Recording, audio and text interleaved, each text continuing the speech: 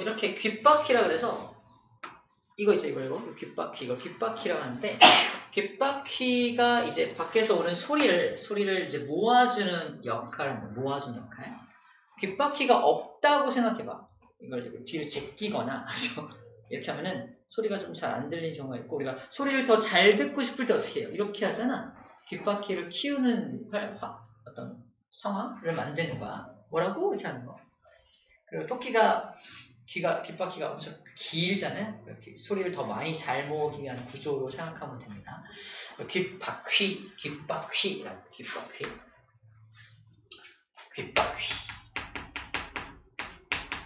바퀴 모양인가? 바퀴 모양이고 여기에 구멍이 뚫려 있죠. 귓구멍. 귓구멍이 어떻게 돼? 귓구멍이 있는데 귓구멍을 따라서 이렇게 어떤 통로가 나 있습니다. 통로가 나 있고 이 통로의 끝에 근육으로 된 구조에 이것이 존재합니다. 이걸 고막이라고 해요. 고막이라고 하고 고막에 3개의 뼈가 연결되어 있는데 하나는 널찍하게 연결되어 있고 좁게 연결되어 있고 더 좁게 연결되어 있어.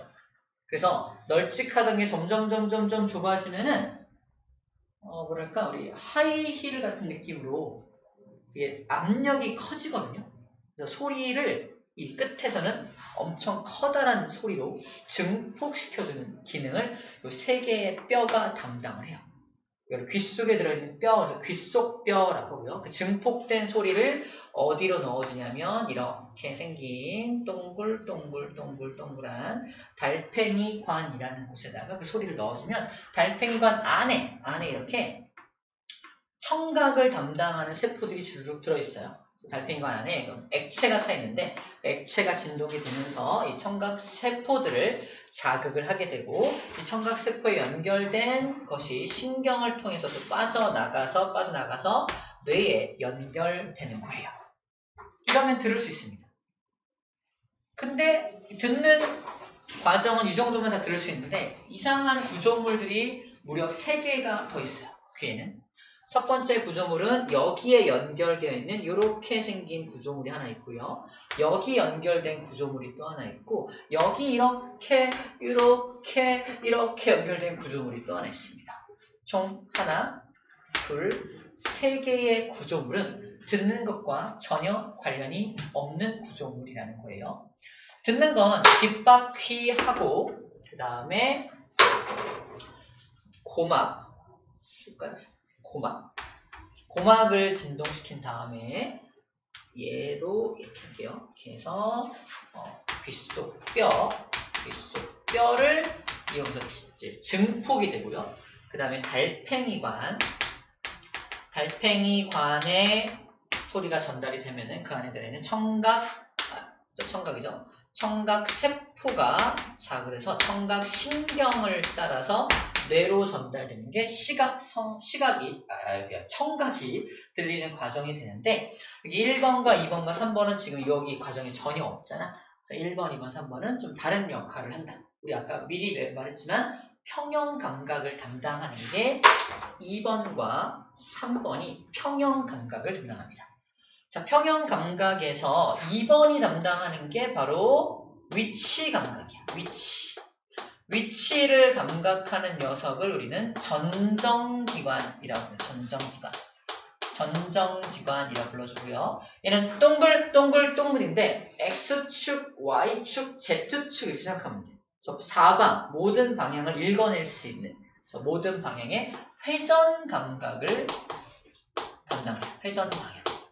회전 감각을 담당을 합니다. 이것을 반고리관이라고 해요. 그래서 반고리관과 고리 모양이잖아. 반고리관과 전정기관은 합쳐서 평형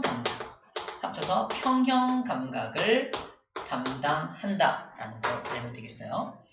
자, 위치, 기울어짐을 감지하는 게 전정기관이라고 보면 돼요. 기울어짐. 그리고 내가 왼쪽으로 막 도는지 오른쪽으로 돌고 있는지 회전을 담당하는 게 반고리관이다 라고 생각하면 돼요. 암기법은 고리니까 회전인가 보다 하면 되고요. 천정이니까 또 저 위치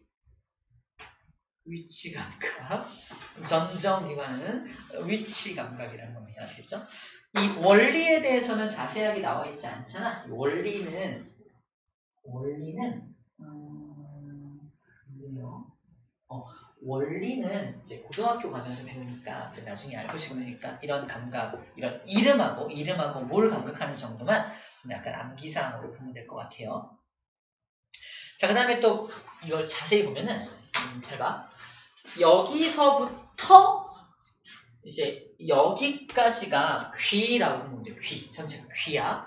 이게 이제 뇌로 연결되는 부분이고 귀인데 귀는 그래서 하나 여기 첫 번째 부분 1번 부분과 2번 부분과 3번 부분으로 나누어집니다.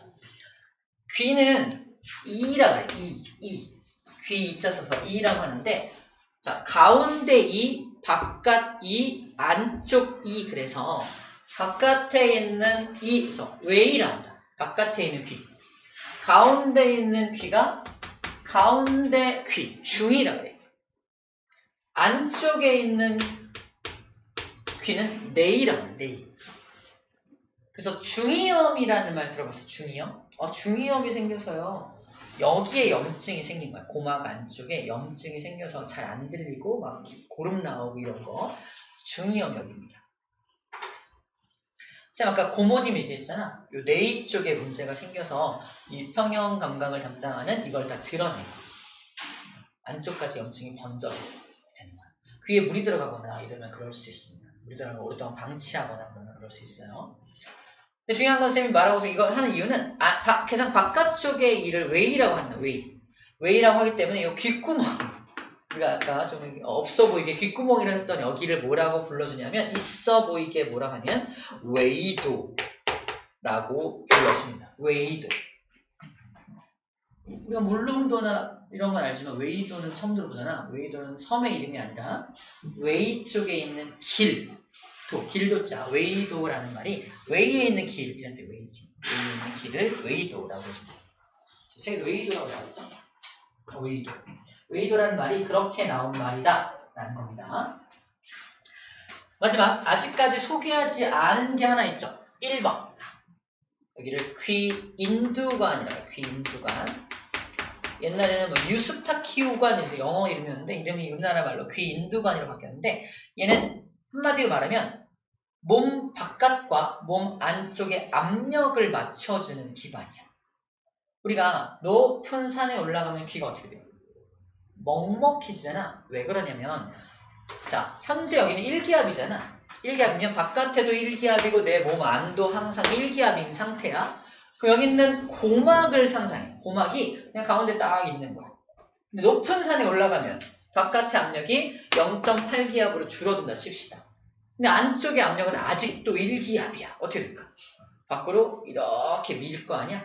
고막이 밖으로 부풀어요.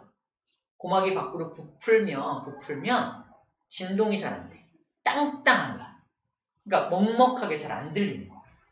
근데 침을 삼키거나 하품하거나 뭐 이렇게 하면은 뻥 뚫린 느낌 나잖아. 그게 이 귀 인두관을 통해서 공기가 들어가면서 바깥과 안쪽의 압력이 똑같은 압력으로 맞춰지는 거야. 둘 다 0.8로 맞춰지겠죠? 그럼 압력 차이가 없으니까 다시 고막은 원래 상태로 딩 돌아오는 거지. 뭔가 뻥 뚫린 느낌 나면서 이제 잘 들려야 되는 거야. 그 압력을 맞춰줘야 잘 들을 수 있거든요. 그 압력 조절 장치가 귀 인두관이야. 어떻게 보면은 듣는 걸 도와주는 장치이기도 하죠. 그죠? 하지만 실질적으로 이제 평상시에는 사용할 일이 없으니까 청각 성립 경로에는 빠져 있는 겁니다. 반대로 또 산을 내려오면 또 귀가 먹먹하죠. 왜죠? 내 몸 안의 압력은 0.8로 맞춰졌는데 내려오면 바깥에가 1로 바뀌잖아. 내 몸 안에 0.8이 어떻게 돼? 이번에 안쪽으로 이렇게 미는 거야. 그 고막이 안쪽으로 이렇게 부풀어 있으니까 또 안 들려. 또 귀인두관으로 또 공기를 들이마시면은 안쪽도 1, 바깥쪽도 1이 돼서 또 뻥 뚫리게 되는 거지. 그래서 올라갈 때 한 번, 내려올 때 한 번 느끼는 게 정상인 겁니다. 정상인 거야.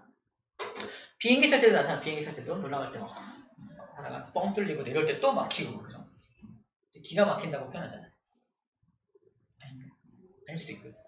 기가 막히고 진지하게 받아들이면 기가 막힌다. 자, 그래서 청각과 관련된 부분과 관련 없는 부분들을 잘 정리해주면 될 것 같습니다. 다 했어요. 귀는 이렇게 하면 끝납니다. 끝나고요. 마지막 이제 코하고 미각은 우리 책에 있는 내용을 좀 봐봐.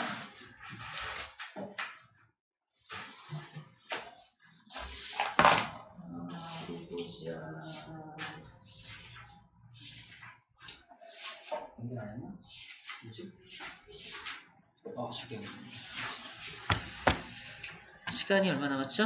5분 남았나요? 많이 남았군요.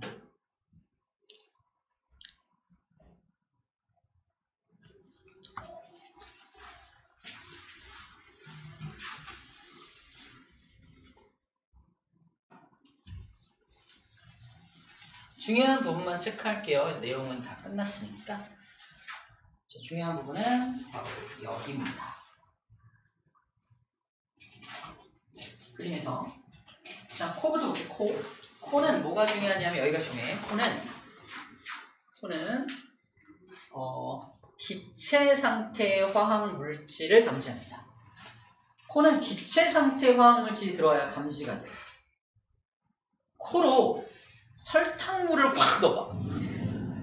그냥 아프지 이게 달달한 느낌이 안 나거든요. 그러니까 액체 상태 안 되고 기체만 된다는 거. 반대로 미각은 체크. 액체 상태의 화학 물질을 감각합니다. 큰 차이점이야. 코는 기체 상태 화학 물질 감지하고 입은 액체 상태 화학 물질 감지합니다. 두 번째는요. 매우 민감한 감각이라서 쉽게 피로해지는 게 코입니다. 우리 5가지 감각 중에 가장 예민한 게 뭐냐 그러면 후각이라고 말을 하는 거야. 그러니까 엄청 예민한 걸 계속 자극하면 우리 죽을 수도 있어요. 너무 예민하니까. 그래서 어느 순간부터는 마비돼 버려. 좀 더러운 얘기는 한데 쌤이 화장실에 가서 죽을 것 같아. 근데 잠시 후에 마비가 돼. 괜찮아요? 선생님이 잘 일을 보고 나왔어. 밖에 사람이 기다리고 있어. 빨리 나오세요! 들어가자마자 이렇게 엄청 예민한 게 쌤의 음간 냄새 때문에 죽을 수도 있는 거예요. 너무 예민해서 쉽게 피로해진다는 걸 방금 했던 예를 통해서 좀 기억하면 좋을 것 같아요. 그래서 이런 말 있잖아. 우리는 김치 냄새가 안 나잖아. 외국인이 우리한테 김치 냄새 난다고 말하잖아. 실제 나는 게 맞아요. 먹는 음식 냄새가 나는 게 맞습니다. 우리는 외국인들한테 뭐 이상한 냄새가 나잖아요. 그들은 그걸 못 느껴. 왜 다 자기 냄새에 다 마비가 된 거야. 동양인은 우리들의 냄새에 다 마비가 된 거고 그들은 그들의 냄새에 다 마비가 돼 있어서 서로 자기들의 냄새를 못 느껴. 하지만 우리는 우리 입장에서 그 냄새가 처음 느끼는 감각이니까 엄청 예민하게 느껴지는 거지. 서로 똑같은 거예요. 외국인 냄새나 이런 필요 없습니다. 할아버지 할머니 약간 냄새가 나실 수 있어요. 왜냐면 그분들은 모르셔. 그래서 모르실 수 있어요. 그래서 우리는 이해해야죠. 이해해야 되는 부분입니다. 아시겠죠? 자, 그리고 느끼는 요 그림에서는 기체 상태 화학물질이 들어가면은 여기서 감지를 해요. 여기를 후각상피라 그래요. 후각상피에 기체 상태의 물질이 여기 이렇게 닿는 거예요. 닿으면은 이게 후각세포들이야. 후각세포가 그걸 감지해가지고 후각신경을 따라서 뇌로 보내주는 과정은 똑같습니다. 이렇게 이 구조에서 그걸 하는구나 라고 보면 되고요. 액체 상태를 느끼는 이 미각은 혀를 보면은 이렇게 돌기가 이렇게 있고 이 돌기를 유두라고 하는데 유두라고 써있나? 어디 있냐? 유두라고 써있는데 이 돌기를 유두라고 하고요. 이걸 이렇게 뒤집으면 돌기와 이 돌기 사이에 유두와 유두 사이에 요 안에 요 사이에 맞봉울이라 그래서 요 안에 감각 세포가 들어있어요. 유두와 유두 사이에 그래서 유두와 유두 사이 요 사이죠. 요 사이에 이렇게 생긴 맛세포라고 하는 감각 세포가 들어있어서 얘네가 그 맛을 느껴서 이거를 또 미각 신경을 따라서 뇌로 보내주는 거예요. 그걸 맛세포, 맛을 느끼는 세포 이렇게 말하면 되겠죠. 그래서 그렇게 어느 부분에 배치되어 있는지를 보면 되겠습니다. 그런 정도 이게 체크해주면 되는 부분이에요. 어려운 건 없습니다. 아까 말한 맛에 대한 부분들, 그래서 음식 맛에 대해서 얘기할 때 다른 건 다 이제 맛인데 통각을 이용한 매운맛과 떫은 맛은 피부 감각이라는 거 잘 기억해야 될 부분입니다. 그리고 맛을 느낀다는 건 혀만 가지고 느끼는 게 아니라 코도 함께 작용해서 우리는 통합적으로 맛을 느끼기 때문에 코가 막힌 상태에서 맛을 느끼면 좀 다른 맛을 느끼게 된다는 거. 그래서 감기 걸렸을 때 입맛이 없다. 이런 이유 때문이라고 생각하면 될 것 같습니다. 아시겠죠? 좀 욕심을 부려서 너무 많은 얘기를 해주네요. 그래서 시간이 부족하니까 133쪽부터 문제를 풀어오는 걸 합시다. 들어와서 오늘 실력 탄탄까지 139쪽 문제까지 풀어보고 밥 맞춰보고 모르는 거 다음 시간에 질문을 받을게요. 수업 마칠게요. 고생 많았습니다.